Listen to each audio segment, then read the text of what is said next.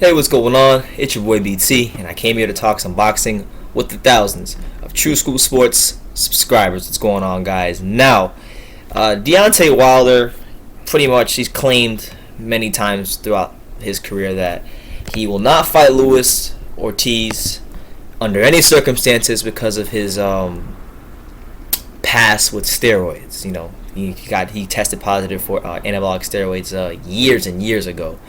But to my knowledge, since last year, he's been enrolled in VADA testing and the Clean Boxing Program. So basically, Ortiz came out recently and he stated, because Wilder again, restated his point about why he won't fight Ortiz because he's a cheater and all this stuff. And Ortiz actually came out and he responded. So here is what Ortiz said, word for word. He said, I quote, "Let him know that I signed up for the WBC and VADA Clean Boxing Program last September. Stop using that excuse to avoid fighting me. He's scared. The more he can use my failed test against me, he will. He and promoter Lou DiBella are saying they won't fight me because of that. That was years ago, and since that unfortunate incident for which I was punished, I have tested a dozen times clean. Now he's trying to say I haven't signed up for the VADA Clean Boxing. Guess what, Wilder? I signed up last September when I was notified that all WBC contenders needed to be part of their new Clean Boxing Program. I filled out the paperwork and my trainer submitted it to the WBC. He can stop using that excuse to avoid me. I have nothing to hide and do not have to prove any longer to anyone that I am clean. Wilder is nothing but a paper champion who happened to be at the right place at the right time against the right opponent with the most importantly the right promoter. That's all he is." Let's see, did he say anything else? And yeah, he actually does. He continues going on by saying, is this him? Nah, that's all he said. But yeah, I gotta agree with a lot what Ortiz says. Like, I've had a lot of criticism of Wilder, and I do think, despite my criticism, I do think he actually is getting better because he's had a lot of time to work on a lot of his weaknesses. But there's still a lot of weaknesses there to be exploited, and a guy like Ortiz, with his amateur experience, with his power, with his size, it would take away and offset a lot of the advantages that Wilder's used to having.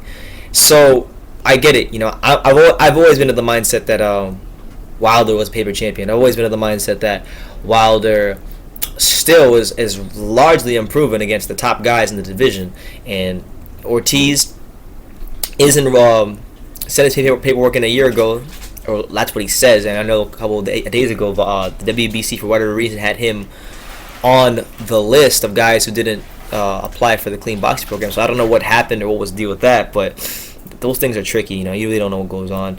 It's their WBC's responsibility to hand that over to VADA. So I don't know if he's still pending. In fact, let me see. Go to these WBC rankings real quick while I'm sitting here talking about it. But yeah, that's a fight Wilder would not want to take, because we know that Ortiz's boxing skills, his slickness, his power, his experience, his just his whole skill set would be way too much for Wilder at this point in his career. Wilder would have no more than a puncher's chance at best against King Kong, and he knows it. I know it. Anybody who knows boxing knows it. I'm trying to find these heavyweight rankings. Let's see, heavyweight rankings. We got. Okay, so it actually says here on the WBC official website that Ortiz has actually sent in his paperwork to the Clean Boxing Program and the WBC. It says it's pending. Now, I don't know how long that takes, but he's pending right now. He's supposed to be enrolled in Nevada.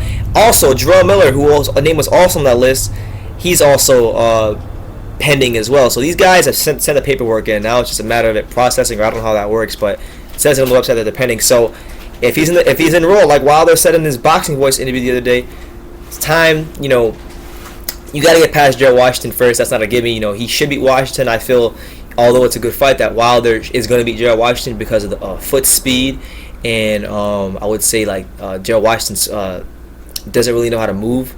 So that would be Wilder's biggest asset. But, Joe Washington can jab and has that size to take away a lot of the advantages Wilder's used to having. So it's going to be a tough fight, but Wilder should win that fight. So if he does what he's supposed to do on the 25th, it's time for him to step up. You know, we've been asking for him to step up for a while.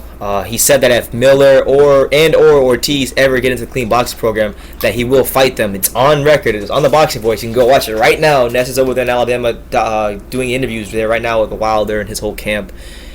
And the WBC website says itself that there's a little star and it says CBP/P with Jarrell Miller's name next to it and Ortiz's name next to it. So that means they're both pending, and we should hear no more excuses from Wilder about their history or what he assumes is going on with them.